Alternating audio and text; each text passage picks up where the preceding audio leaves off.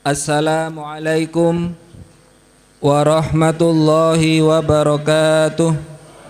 Ibu, bapak, jamaah pengajian kopi ngaji yang kami hormati dan mudah-mudahan kita semua dimuliakan oleh Allah Subhanahu wa taala. Di pagi hari ini patut kita bersyukur karena kita sama-sama diberikan kesempatan oleh Allah untuk bisa hadir di taman-taman surga, di majelis zikir, majelis ilmu. Sebagai bentuk rasa syukur kita kepada Allah Subhanahu wa taala dengan mengoptimalkan nikmat pemberian dari Allah Subhanahu wa taala ini untuk semakin bertaqarrub kepadanya. Hari ini Bapak Ibu, kita sudah memasuki tanggal 15 dari bulan Dzulqa'dah, bulan yang memiliki banyak sejarah penting, memiliki keutamaan besar yang kalau dilewatkan mungkin orang tidak memperhatikan dengan baik. Bulan Dzulqa'dah termasuk dari salah satu bulan-bulan Al-Haram, Ashhurul Hurum, bulan-bulan yang dimuliakan oleh Allah ada 4.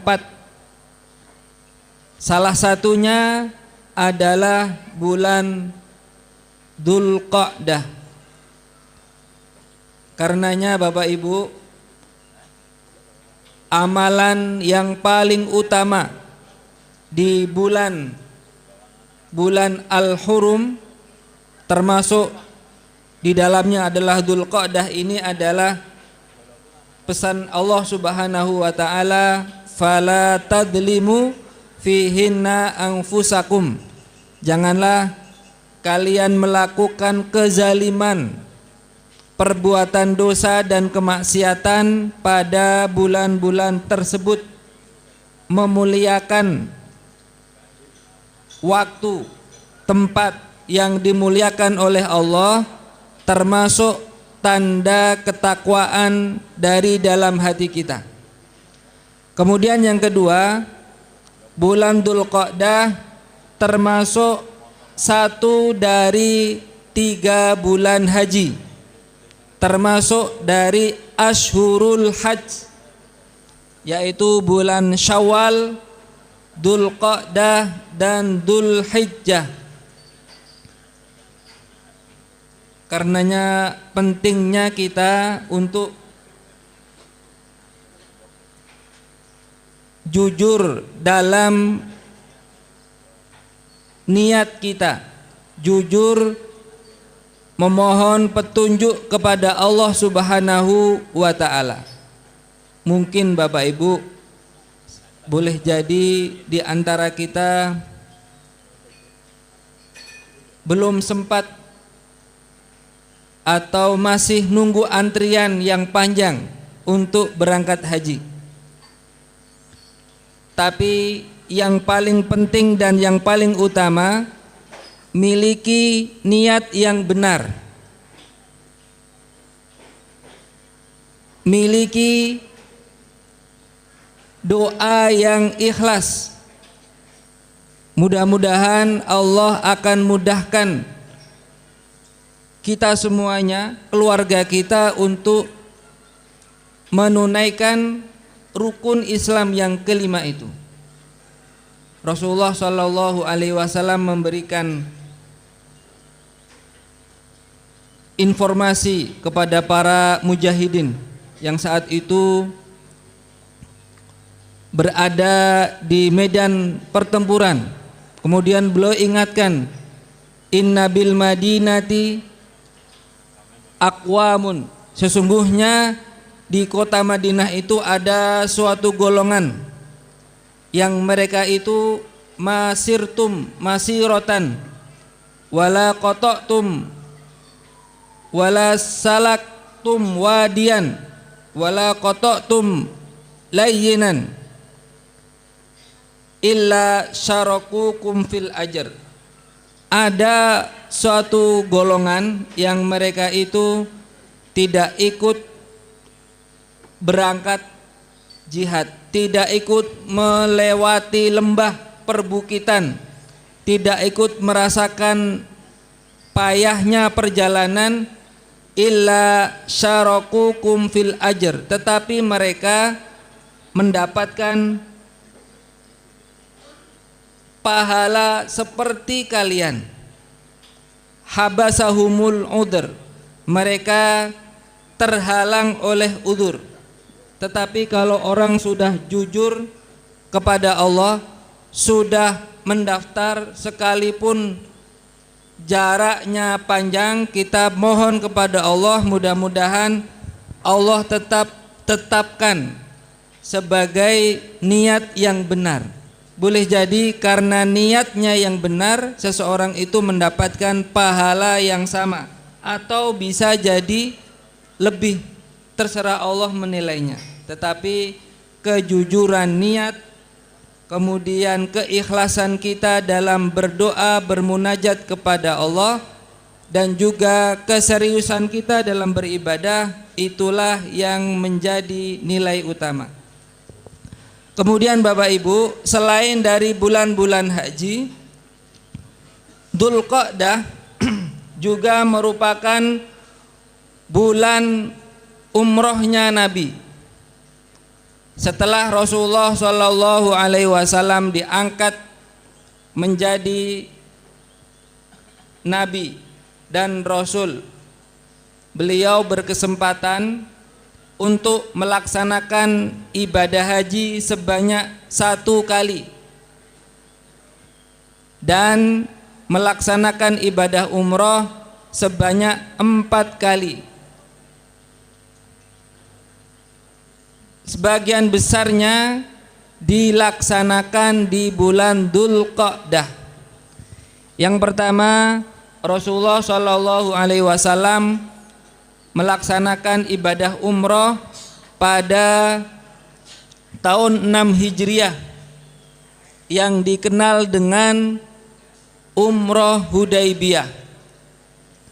Beliau berangkat dari Madinah hampir sampai ke Mekah, dihadang oleh kafir Quraisy. Terjadi perundingan Hudaybiyah. Karena Nabi sesuai dengan kesepakatan perjanjian tidak bisa masuk tahun itu, maka di saat itu pula beliau bertahalul sebagai bentuk selesai niat umrohnya karena terhalang oleh orang-orang kafir Quraisy. Itu terjadi di bulan Dzulqa'dah. Kemudian di tahun 7 Hijriah, Rasulullah Shallallahu Alaihi Wasallam juga berangkat lagi untuk melaksanakan ibadah umroh, lagi-lagi terjadi di bulan Dzulqa'dah yang dikenal dengan nama Umroh Qadha, sebagai pengganti dari tahun lalu yang sempat terhalang. Kemudian yang ketiga, Rasulullah Shallallahu Alaihi Wasallam melaksanakan umroh di tahun 8 Hijriah, dikenal dengan nama Umroh Ji'ronah, karena beliau Shallallahu Alaihi Wasallam masuk ke kota Mekah untuk membebaskannya dari kesyirikan, dari perbudakan yang dikenal dengan istilah Fathu Makkah. Beliau membereskan pemberontakan yang ada di luar Makkah, kemudian masuk melalui Ji'ronah dan bertalbiyah untuk umroh. Terjadi di bulan Dzulqa'dah. Kemudian umroh beliau yang keempat adalah umroh beliau bersama dengan haji beliau yang dikenal dengan Haji Wada, terjadi pada tahun 10 Hijriah. Karenanya Bapak Ibu, umroh di bulan Dzulqa'dah itu memiliki keutamaan tersendiri karena Rasulullah Shallallahu Alaihi Wasallam beliau tercatat dalam sejarah melaksanakan umroh di bulan Dzulqa'dah. Nah Bapak Ibu, masalahnya kalau kita ingin bulan Dzulqa'dah umroh sudah ditutup, kecuali jika Bapak Ibu kita semua berada dalam posisi jamaah haji, maka sangat memungkinkan. Tetapi kalau posisi kita di luar kota Mekah, maka dalam proses bulan-bulan haji itu sudah ditutup untuk sterilisasi. Minimal kita tahu ilmunya, kita niatkan. Nanti Allah yang akan menyampaikan. Kemudian Bapak Ibu yang kami hormati, bulan Dzulqa'dah masih memiliki banyak sekali sejarah besar. Termasuk diantaranya Bai'atur Ridwan. Itu terjadi di bulan Dzulqa'dah. Kemudian juga ketika Rasulullah Shallallahu Alaihi Wasallam membangun masjid, ketika pertama kali beliau datang ke kota Madinah, beliau membangun masjid. Setelah membangun masjid, beliau menyiapkan pasar. Setelah itu beliau mempersaudarakan 45 orang muhajirin dengan 45 orang ansor yang dikenal dengan istilah at-ta'akhi, saling dipersaudarakan. Yang paling terkenal Bapak Ibu yang sering kita dengar adalah persahabatan, persaudaraan antara Abdurrahman bin Auf dengan Sa'ad bin Rabi. Benar-benar dipersaudarakan. Sa'ad bin Rabi memberikan tawaran kepada Abdurrahman bin Auf yang datang ke kota Madinah tanpa membawa harta sedikit pun, karena semua harta diambil oleh orang kafir Quraisy. Maka ketika datang tidak membawa apapun, Sa'ad bin Rabi menawarkan kepada saudara barunya ini, Abdurrahman bin Auf, agar diberi setengah dari kebunnya, diberi tawaran untuk memilih satu dari pasangan hidupnya. Tetapi Abdurrahman bin Auf menolak dengan sangat baik. Beliau mengatakan, jazakallahu khairan, semoga Allah membalasmu dengan kebaikan yang sangat banyak. Barakallahu fi ahlika wa malika, semoga Allah memberkahi keluargamu, memberkahi hartamu. Dullani ala suq, cukup tunjukkan aku arah pasar. Nah, karena beliau ini ahli strategi dagang, masuk pasar bermodalkan 0 dirham, tapi ketika keluar sudah bisa mendapatkan keuntungan akid dan minyak samin saat itu. Sampai Abdurrahman bin Auf bisa mendapatkan keuntungan setelah beberapa saat tinggal di kota Madinah, kemudian menikahi gadis Madinah dengan hasil dari perniagaannya. Termasuk orang yang tidak bisa miskin karena mentalnya memang mental juara. Ini adalah Abdurrahman bin Auf. Ada juga yang sangat terkenal, persaudaraan antara Salman Al-Farisi dengan salah seorang sahabat Ansor yang sangat terkenal, yaitu Abu Darda. Kalau Salman memang dari Persia, ikut hijrah ke Madinah, dipersaudarakan dengan Abu Darda. Ini persaudaraannya sangat kental Bapak Ibu. Mereka sangat dekat. Bahkan perhatian Salman kepada Abu Darda sangat besar. Nah, suatu ketika datang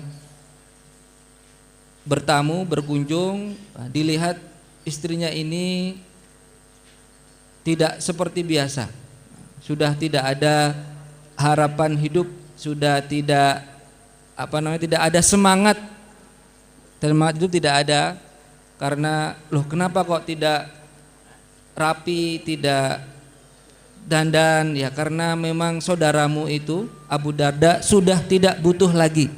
Siang hari dia berpuasa, malam hari dia sholat malam. Wah, luar biasa ini Bapak Ibu. Wah, istrinya merasa tidak ada gunanya, Pak. Akhirnya Salman memberikan nasihat yang intinya bahwa setiap hak harus ditunaikan. Ada hak Allah yang utama, ada hak keluarga, dan juga ada hak diri kita. Badan kita juga punya hak. Maka sebaik-baik petunjuk adalah petunjuk Nabi SAW. Beliau laporkan itu ke Nabi. Kemudian Nabi membenarkan, sodaqo Salman, Salman benar. Akhirnya Abu Darda kembali lagi jadi proporsional dalam beribadah, imbang, tidak berat sebelah. Semuanya ditunaikan dengan sebaik-baiknya. Ada juga yang sangat masyhur, Abu Bakar, Umar, Utsman, dan Ali, dipersaudarakan dengan beberapa sahabat Ansor, sebagaimana Abu Bakar dengan Jariyah bin Zaid. Kemudian Umar bin Khattab dipersaudarakan dengan Itban bin Malik. Kemudian Utsman bin Affan dipersaudarakan dengan Aus bin Sabit. Sementara Ali, menurut pendapat yang paling masyhur, Ali dipersaudarakan dengan diri Nabi SAW sendiri. Ali, engkau ini adalah saudaraku di dunia dan di akhirat. Saat di Mekah dulu diasuh oleh Nabi, minta izin kepada pamanda. Kemudian ketika di Madinah dipersaudarakan juga dengan diri Nabi SAW sendiri. Ini sahabat antara Umar dengan Itban juga luar biasa Bapak Ibu. Semangat untuk mengejar ilmu itu luar biasa. Karena tempat mereka itu agak pinggiran kota Madinah. Kalau datang ke Masjid Nabawi untuk hadir di majelis ilmunya Nabi itu sangat jauh. Akhirnya Itban sama Umar itu bergantian. Itban, gimana kalau kita gantian? Hari ini engkau yang berangkat untuk mengambil ilmu dari Nabi, saya yang jaga rumah, saya yang melanjutkan pekerjaan. Besok gantian saya. Nanti kalau ketemu kita saling bertukar ilmu. Akhirnya itu persaudaraan yang luar biasa.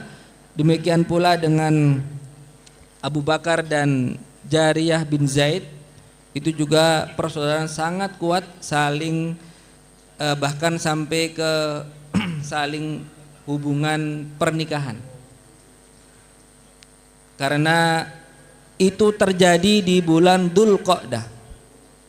Masih di bulan Dzulqa'dah Bapak Ibu, peristiwa yang sangat besar yang dialami oleh baginda Nabi Musa alaihi salam. Wa idh wa'adna Musa salasina lailatan, dan ingatlah ketika kami janjikan kepada Musa agar Musa bermunajat sebanyak 30 hari.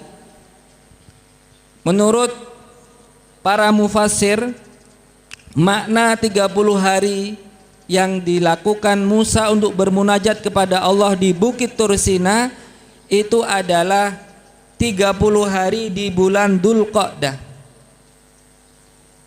Wa atmamnaha bi asyrin, lalu Allah sempurnakan lagi dengan menambah 10 hari, yaitu 10 hari pertama dari bulan Dzulhijjah. Fatamma miqatu rabbih arba'ina laila, sampai 40 hari munajat Nabi Musa di Bukit Tursina untuk mengharapkan pertolongan Allah Subhanahu wa taala. Nabi Musa hampir membatalkan di hari yang ke-30, yaitu di akhir Dzulqa'dah, tetapi Allah Subhanahu wa taala menyempurnakan ditambah 10 hari lagi, 10 hari pertama dari bulan Dzulhijjah. Inilah Bapak Ibu di antara inti dari pembahasan kita tentang 10 hari pertama dari bulan Dzulhijjah yang insya Allah akan kita hadapi bersama. Mudah-mudahan Allah sampaikan umur kita setengah bulan ke depan kita akan berjumpa dengan bulan yang sangat penting juga, terutama 10 hari pertamanya yang sampai-sampai menjadi sumpahnya Allah Subhanahu wa taala dalam Al-Qur'an. Wal fajri walayalin asyr, demi waktu fajar dan demi hari-hari atau malam-malam yang 10, yaitu 10 hari pertama dari bulan Dzulhijjah. Tidak mungkin Allah mengambil sumpahnya dicantumkan dalam Al-Quran kecuali pasti merupakan perkara yang besar, bernilai agung. Karenanya 10 hari pertama di bulan Dzulhijjah itu merupakan hari-hari terbaik di sepanjang tahun. Bahkan jika dibandingkan dengan 10 akhir dari bulan Ramadan, itu perbandingannya hanya siang dan malam. Kalau malam hari lebih utama 10 hari terakhir dari bulan Ramadan, karena di dalamnya terdapat satu malam yang lebih baik daripada 1000 bulan, yaitu malam Lailatul Qadar. Sementara untuk siang hari yang lebih utama adalah 10 hari pertama dari bulan Dzulhijjah, karena di dalamnya terkumpul amal-amal besar. Rukun Islam yang 5 bisa tercapai di 10 hari pertama tersebut, mulai dari syahadat, sholat, puasa, zakat, haji. Terjadi ada 5 amalan yang bisa dilakukan di 10 hari pertama di bulan Dzulhijjah. Dan khusus pada tanggal 10-nya, wasyaf'i wal watr, demi hari yang genap dan yang ganjil. Yang genap itu tanggal 10. Sementara yang ganjil itu adalah tanggal 9 hari Arafahnya. Tanggal 10 ini merupakan hari besar di mana kaum muslimin diperintahkan oleh Allah Subhanahu wa taala untuk melaksanakan ibadah besar, yaitu ibadah kurban. Satu pendekatan diri kepada Allah Subhanahu wa taala dengan jalan mengalirkan darah hewan ternak bahimatul an'am sebagai bentuk taqarrub, pendekatan diri kepada Allah Subhanahu wa taala. Karena inti daripada kurban itu adalah bentuk dari rasa syukur atas nikmat hidup dan nikmat harta, meneladani inspirasi utama keteladanan Nabiullah Ibrahim alaihissalam dan Nabi kita Nabi Muhammad sallallahu alaihi wasallam. Proses kurban yang dilakukan oleh kaum muslimin ini sempat terjadi tuduhan yang tidak benar. Orang Islam itu mereka adalah orang yang sangat sadis, tidak berperi kehewanan katanya. Karena apa? Karena pada tanggal 10 Dzulhijjah ditambah dengan 3 hari tasyrik mereka menyembelih hewan kurban. Berapa juta hewan yang disembelih? Bukankah itu suatu bentuk tidak berperi kehewanan? Ternyata Bapak Ibu, kalau secara syariat tentu kita yakin bahwa tidak ada sesuatu yang Allah perintahkan kecuali pasti itu untuk kebaikan dunia akhirat kita. Tidak ada satu larangan yang Allah larang kecuali pasti itu sesuatu yang buruk dan menyengsarakan dunia akhirat kita. Kalau dijawab dengan keimanan selesai. Tapi ini kan yang menuduh orang-orang kafir, maka harus dijawab dengan logika, Pak. Bagaimana berpikir dengan logika? Ini dijawab dengan jawaban yang pas. Ternyata Bapak Ibu, menurut penelitian para ahli, ternyata bahimatul an'am atau hewan-hewan yang dijadikan kurban itu secara populasi mereka itu akan bertumbuh 10 kali lipat dari populasi manusia. Wah, maka berapa miliar, ya, berapa juta manusia yang masih hidup, Pak. Nanti kalau kita nggak boleh menyembelih hewan-hewan itu, Pak, maka bumi ini akan dipenuhi oleh hewan. Lalu kita sebagai khalifah malah tersingkir. Harusnya kita yang mengatur, tapi kita malah tersingkir karena penuh dengan hewan. Jadi kadang-kala juga tidak adil menuduh umat Islam ini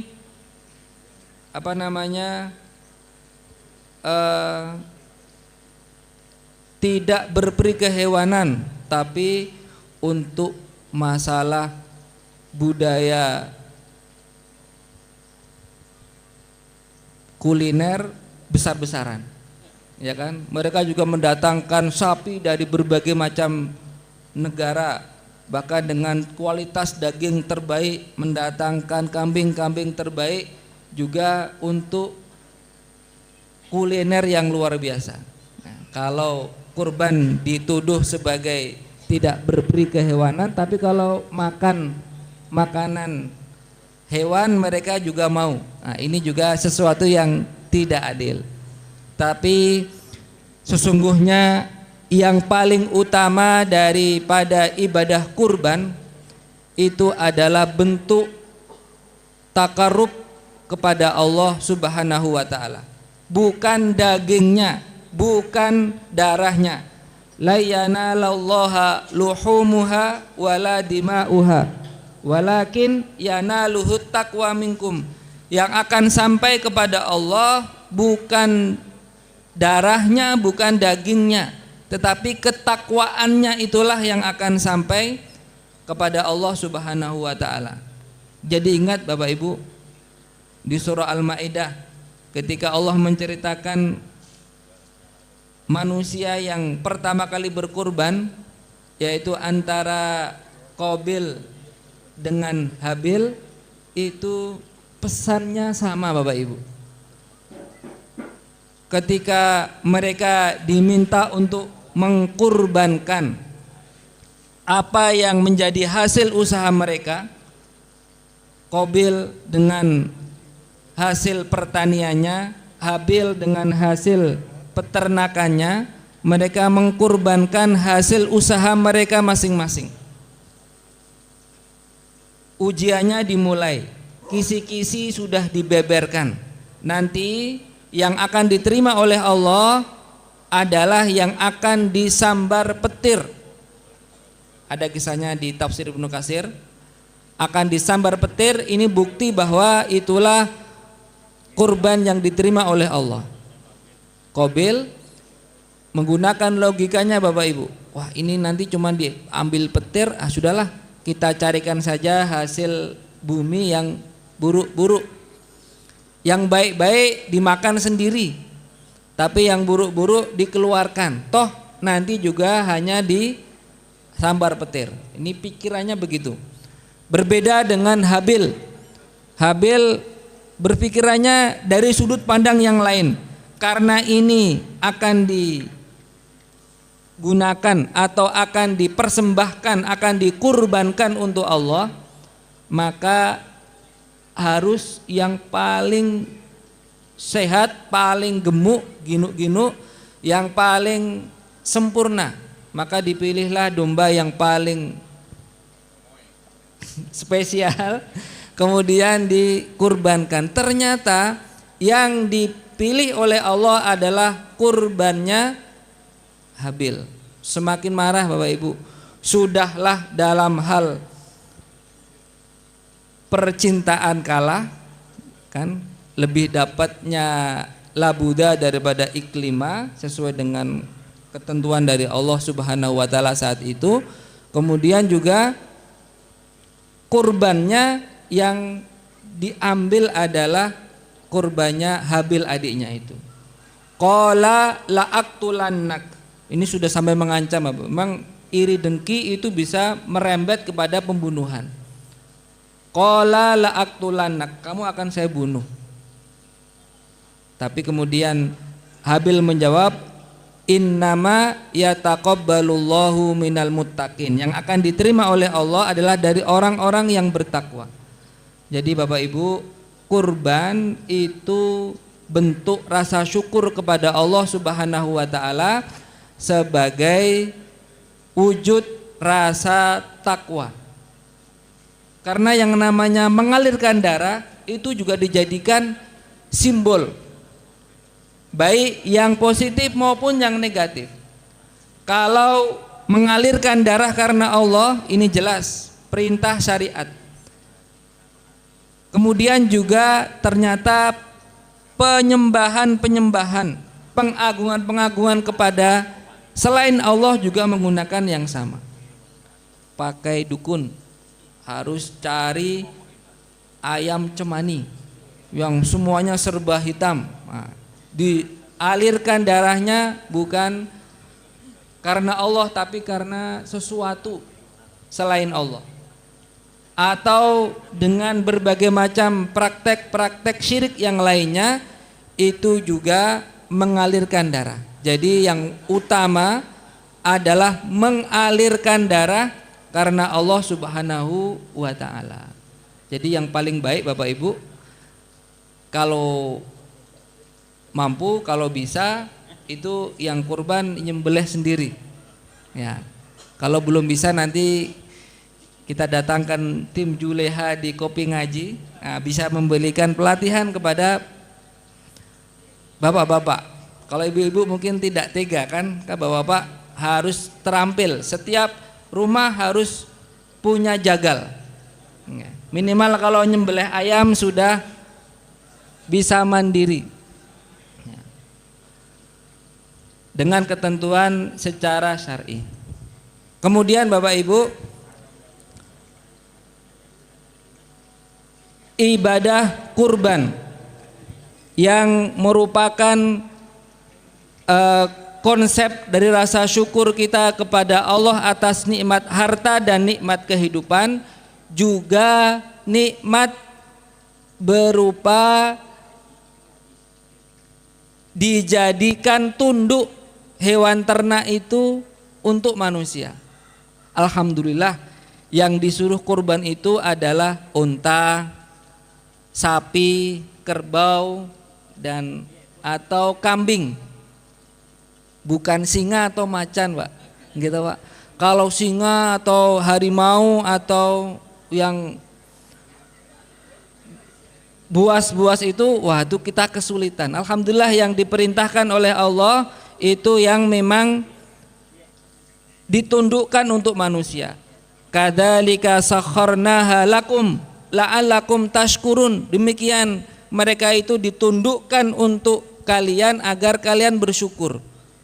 Jadi bersyukur atas nikmat hidup, bersyukur atas nikmat harta, bersyukur atas nikmat berupa bahimatul an'am, binatang ternak yang ditundukkan untuk manusia, maka kita berkorban. Jangan dikira Bapak Ibu mereka yang korban di masjid-masjid, di musola atau di tempat-tempat penyembelihan korban itu hanya orang-orang kaya saja. Banyak mereka yang mungkin hidupnya pas-pasan, tapi karena niatnya yang benar, tapi karena motivasinya yang kuat, mereka berusaha berkorban. Karena Nabi SAW juga melaksanakannya di setiap tahun sampai beliau wafat di tahun 11 Hijriah.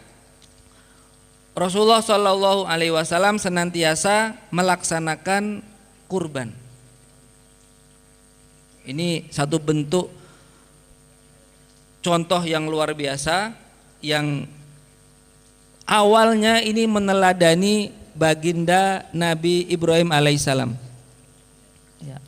Nabi Ibrahim alaihissalam yang memang beliau itu termasuk yang lengkap untuk dimintai atau dijadikan sebagai uswah hasanah. Innallaha astafa Adam wa Nuhan wa ala Ibrahima wa ala Imrana alal alamin. Sesungguhnya Allah telah memilih Adam ini sebagai manusia pertama, bapaknya para manusia, wa Nuhan, Nuh sebagai rasul pertama, sebagai rasul pertama, dan juga bapak manusia periode kedua. Dalam artian terjadi banjir bandang setelah 1000 tahun antara Adam dengan Nuh, terjadi banjir bandang, kemudian yang selamat adalah yang naik ke kapalnya Nabi Nuh. Dan kita semua ini merupakan keturunan dari anak-anak Nabi Nuh yang nanti tersebar entah di daratan Eropa, Asia, Afrika, ya, awalnya satu, yaitu dari keturunan Nabi Nuh alaihissalam. Kemudian wa ala Ibrahima wa ala Imrana alal alamin. Ibrahim satu keluarga, semuanya memang bisa dicontoh, bukan hanya satu tokoh tapi satu keluarga. Ala Ibrahima wa ala Imrana alal alamin, dan juga keluarganya Imron di atas seluruh alam. Kalau keluarga Imran itu merupakan contoh keluarga yang ideal, yang lahir dari bukan nabi, tapi kalau yang keluarga Ibrahim itu dari keluarga nabi. Jadi keluarga nabi yang nanti kemudian melahirkan banyak nabi. Makanya Nabi Ibrahim disebut sebagai Abul Anbiya, bapaknya para nabi.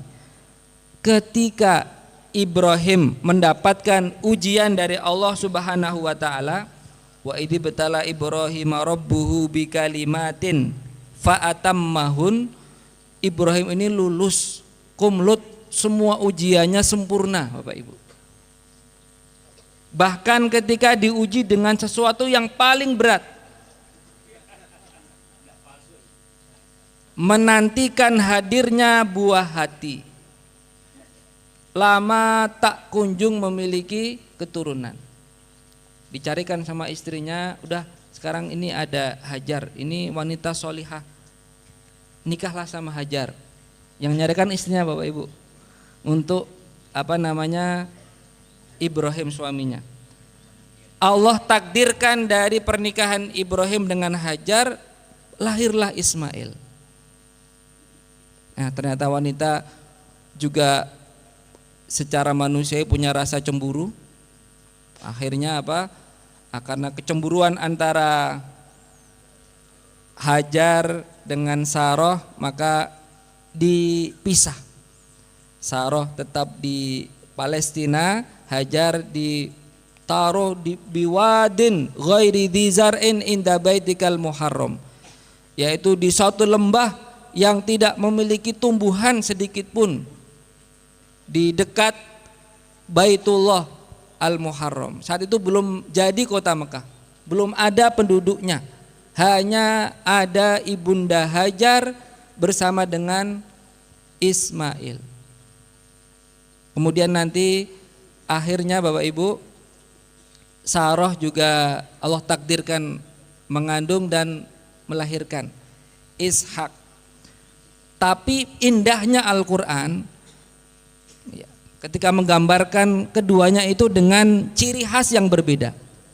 Bapak Ibu, kagungan putra 2, 3, 4 atau berapa di rumah, atau berapapun putranya, itu pasti punya karakter masing-masing, tidak bisa disamakan. Itu memang anugerah dari Allah Subhanahu wa taala. Kenapa kok yang diperintahkan untuk disembelih itu Ismail, bukan Ishak? Padahal sama-sama putra Nabi. Di antara hal yang diambil dalam Al-Quran itu ketika mensifati Ismail, itu Allah Subhanahu wa taala menyebutkan fabasyarnahu bighulamin halim. Maka kami memberikan kabar gembira setelah pernikahan antara Ibrahim dengan Hajar dengan anak yang sangat halim, memiliki kesantunan, keindahan akhlak yang luar biasa. Sementara ketika mensifati tentang putranya dari Hajar, dari Sarah, Ishak, itu Allah menyebutkan wabasyaruhu bighulamin alim, dan Allah memberikan kabar gembira dengan keturunan yang sangat alim, yang sangat pandai, sangat pintar. Ternyata ada kecerdasan intelektual, ada kecerdasan emosional, yang semuanya itu juga memiliki karakter kehebatan masing-masing. Maka ketika kecintaan Ibrahim sangat tinggi, dilihat mau enggak ini dipisah.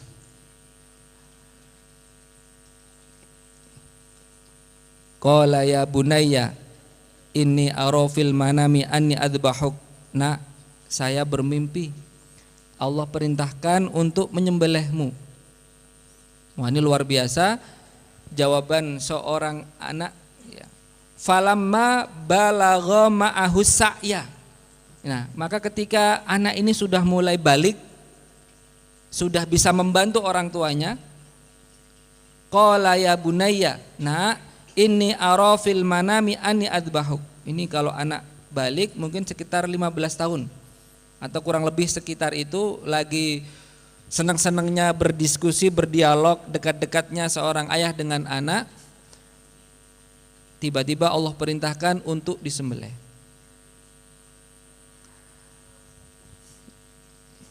Fangdur madza taro, dan bapak ini sangat demokratis. Nah, ini gimana pendapatmu?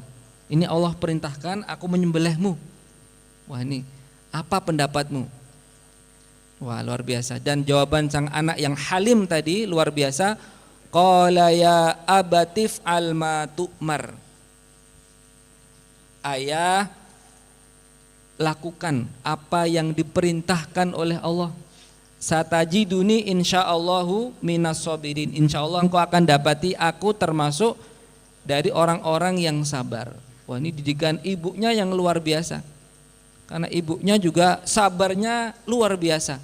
Sendirian di tempat yang tidak ada harapan kehidupan.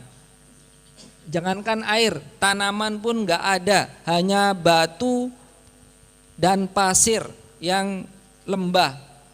Ini hidupnya gimana? Berkali-kali Hajar bertanya, kenapa kok di sini? Kenapa kok ditaruh di sini? Ibrahim hanya diam. Baru ketika Hajar ini merubah pertanyaannya, Allahu amuruka, apakah Allah yang memerintahkanmu wahai Ibrahim? Qala na'am. Ibrahim mengatakan iya, ini perintah Allah. Kalau begitu Allah tidak mungkin menyia-nyiakan hambanya. Kalau ada perintah Allah, tidak mungkin itu keburukan. Untuk keteguhan seorang Hajar yang menurun ke Ismail. Ini perintah Allah ya, lakukan. Qala ya abatif alma tu'mar. Wahai ayahku, lakukan apa yang diperintahkan oleh Allah. Satajiduni insyaallahu minas sabirin. Nah, ternyata sudah siap ini Bapak Ibu, sudah akan disembelih, tiba-tiba setan datang mengganggu aja. Itu cuman mimpi loh. Masa dilakukan beneran? Masa hanya berasumsikan mimpi kemudian disembelih, itu kan anakmu. Nah, maka setannya dilempar oleh Nabi Ibrahim sebagai bentuk pengusiran kepada syaitan yang mengganggu. Nah, kemudian falamma aslama watallahu lil jabin, ketika sudah pasrah keduanya, watallahu lil jabin, sudah disiapkan untuk disembelih, wa fadainahu bidzibhin azim. Kemudian Allah mengganti dengan dzibhin azim, sembelihan yang besar. Jadi yang disembelih bukan Ismail tetapi domba. Menurut mufasir lagi Bapak Ibu, ini domba ini adalah domba yang dulunya dijadikan kurban oleh Habil. Yang diterima oleh Allah itu ternyata itu yang digunakan untuk, menurut pendapat salah satu riwayat tentang kurbannya Nabi Ibrahim alaihissalam. Beliau lulus ternyata bukan masalah kurbannya itu, tapi ternyata ujian dari keimanan. Karena memang hidup manusia itu penuh dengan pengorbanan. Kok hidup kita ini banyak cobaan, banyak masalah, hadirkan dalam hati kita bahwa ini adalah bentuk kasih sayang Allah untuk menaikkan level kelas kita. Dengan ujian Allah akan menaikkan derajat kita. Dengan ujian Allah akan mengampuni dosa-dosa kita. Maka sadari ini bagian dari kurban. Memang hidup ini adalah perjuangan. Harus ada yang kita kurbankan.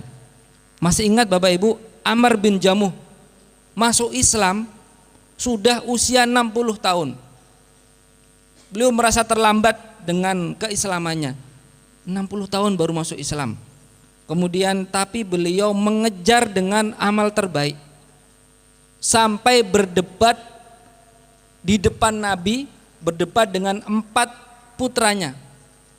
Jadi Ammar bin Jamuh ini saking pengennya beramal dengan amal utama, beliau ingin jihad, Pak. Ingin ikut jihad di perang Uhud. Anaknya gentoli, Pak, panjenengan pun sepuh, Pak.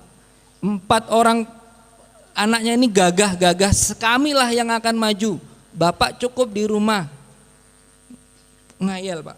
Terjadi perdebatan di depan Nabi. Ini sebenarnya secara fikih sudah udur karena sudah sepuh, kemudian juga posisi beliau itu nyun sewu pincang kakinya. Tapi keteguhan Ammar bin Jamuh luar biasa. Uridu an adkhulal jannah bi'araji hada. Ya Rasulullah, saya pengen sekali masuk surga dengan kaki pincangku ini. Maka Rasulullah pun mengalah. Kalian nggak boleh menghalangi ayahmu ini. Ternyata itulah pengorbanan luar biasa orang Ammar bin Jamuh yang sampai kemudian syahid di medan Uhud. Kalian takut apa? Saya sudah mencium bau surga di balik bukit Uhud itu. Nah, ternyata beliau syahid di medan Uhud itu. Nah, luar biasa. Kurban apa yang kurang besar Bapak Ibu selain mengkurbankan nyawa karena Allah Subhanahu wa taala. Nah, kalau kita tahun ini belum bisa berkorban, mohon petunjuk kepada Allah, niatkan bulat-bulat nabung. Mudah-mudahan tahun depan bisa dimudahkan untuk berkurban sebagai bentuk rasa syukur kita terhadap hidup, syukur terhadap harta, ya syukur terhadap berbagai macam kenikmatan. Mudah-mudahan Allah jadikan kita termasuk orang-orang yang diterima kurbannya karena ketakwaannya. Wallahu a'lamu bishawab. Wa sallallahu ala nabiyyina Muhammad. Wassalamualaikum warahmatullahi wabarakatuh.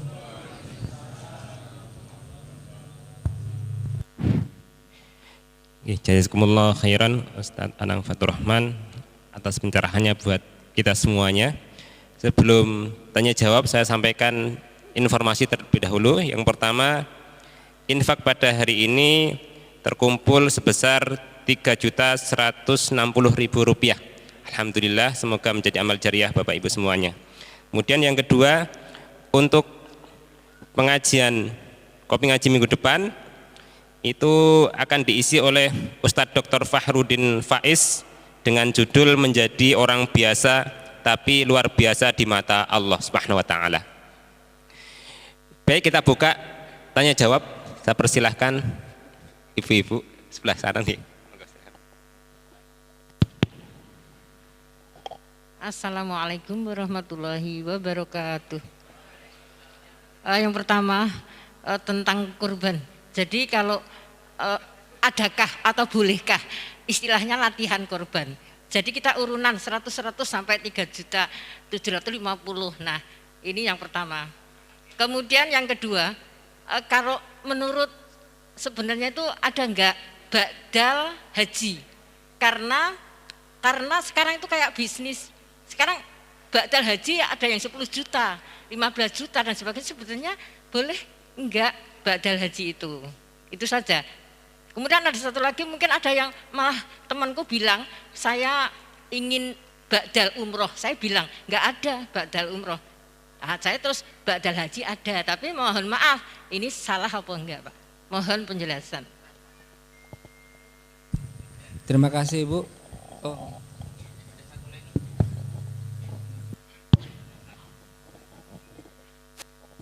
Terima kasih. Assalamualaikum warahmatullahi wabarakatuh.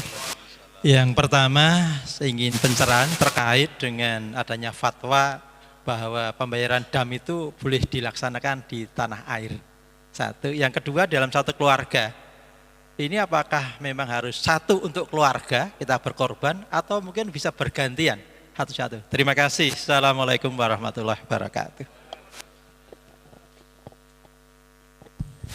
Terima kasih Bapak Ibu. Yang pertama tentang apakah bisa kurban latihan? Ya, kalau latihan tapi harus tetap dengan syarat dan ketentuan. Kalau latihan kemudian nyembelih ayam, ya itu belum sesuai dengan kategori bahimatul an'am, hewan kurban. Ya. Mungkin nanti jadi sedekah biasa Bapak Ibu, bukan kurban yang khusus. Karena kurban itu kan khusus karena hanya terjadi 4 hari dalam setahun. Dari 360 hari dalam hitungan hijriah setahun itu hanya 4 hari saja diizinkan untuk melakukan kurban dengan ketentuan binatang ternak. Kemudian kalau unta boleh 10 orang, kalau sapi 7 orang, kalau kambing 1 orang. Nah, Ibu, gimana kalau latihan kurban? Kalau arisan nggak apa-apa Bu. Misalkan arisan ngumpulkan, nanti kalau sudah terkumpul, tapi yang dapat inilah yang kurban tahun ini. Ini boleh, karena digunakan untuk 1 orang. Misalkan beli kambing, urunan arisan, kemudian yang dapat tahun ini adalah 1 orang atau 2 orang yang digunakan untuk membeli kambing. Nah, maka ini boleh ya, tapi 1 kambing 1 orang. Kalau iuran sapi juga bisa, 1 sapi 7 orang, atau sendiri kalau mampu juga boleh ya. Kemudian yang kedua, untuk badal haji ya. Kalau badal haji ada hadisnya Bu. Karena memang ketika ada orang yang sahabat yang labbaika syubrumah, itu ditanya syubrumah itu siapa? Itu saudaranya. Kemudian Rasulullah bertanya, kamu sudah haji belum? Kemudian belum Rasulullah. Kalau begitu haji dulu untuk dirimu, baru tahun berikutnya haji untuk syubrumah tadi. Maka boleh membadalkan haji dengan syarat yang membadalkan sudah harus pernah berangkat haji, baru diniatkan untuk yang dibadalkan. Adapun umroh, sebagian ulama itu mengkiaskan, karena umroh itu juga bagian dari haji, haji kecil ya. Maka dalam madhab Syafi'i yang disepakati amalan yang akan sampai kepada mayit itu 3. 1, istighfar, memohonkan ampunan untuk mayit, ini sampai. Yang kedua adalah haji dan umroh. Haji dan umroh itu sampai. Badal haji, badal umroh termasuk yang sampai. Ini dalam madhab Syafi'i. Yang ketiga adalah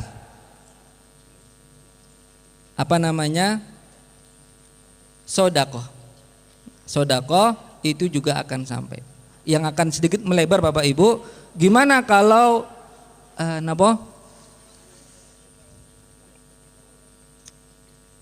berkorban atas nama orang sudah meninggal. Nah, bagi mereka yang beranggapan bahwa kurban itu bagian dari sedekah, maka bisa.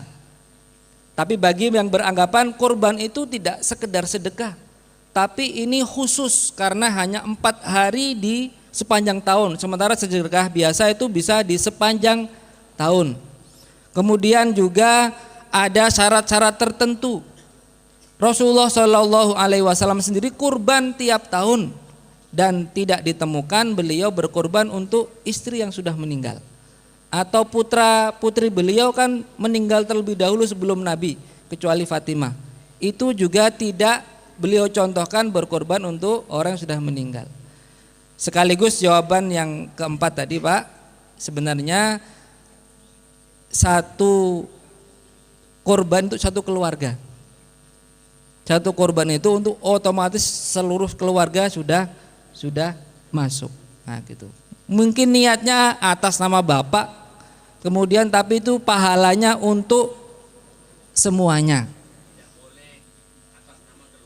Tidak boleh atas nama keluarga, harus atas nama person, kepala keluarga. Nah, kemudian pahalanya untuk semuanya. Oke. Untuk ibadah kurban. Tapi Bapak Ibu, pahala semuanya, tapi konsekuensi yang berlaku itu untuk kepala keluarga yang atas nama itu. Barang siapa yang akan berkorban, ya, maka ketika mulai masuk tanggal 1 bulan Dzulhijjah sampai sempurna disembelih hewan kurban, fala ya'khud min adfarihi wala min asy'arihi syai'an. Jangan potong kuku, jangan potong rambut dulu, jangan cukur-cukur dulu, mulai tanggal 1 Dzulhijjah sampai disembelih hewan kurban. Ini berlaku untuk sohibnya ya, kepala keluarga tadi. Meskipun pahalanya akan seluruh keluarga. Jadi enak sekali, agama Islam itu sangat bisa diterima oleh akal sehat kita.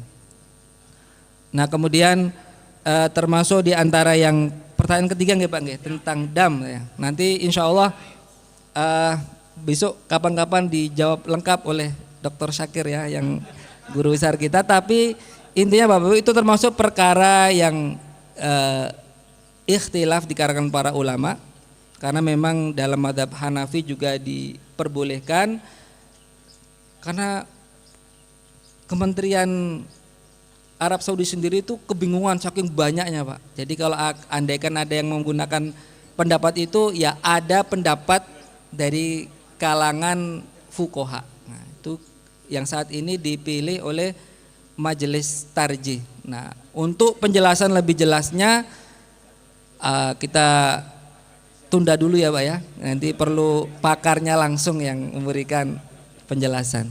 Wallahu a'lamu bissawab.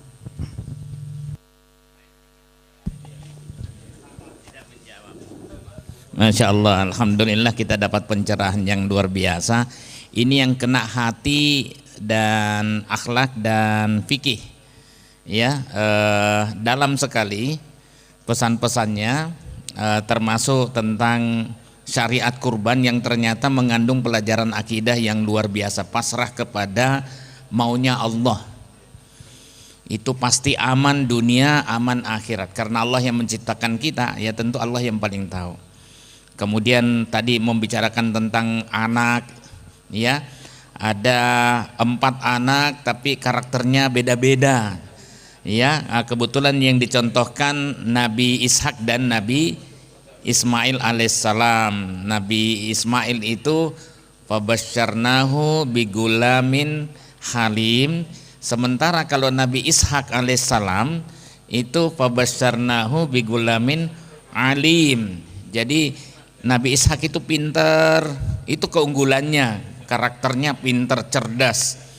Dan kemudian Nabi Ismail itu lembut, sabar gitu. Sehingga yang dipilih oleh Allah itu adalah yang dikorbankan yang sabar gitu.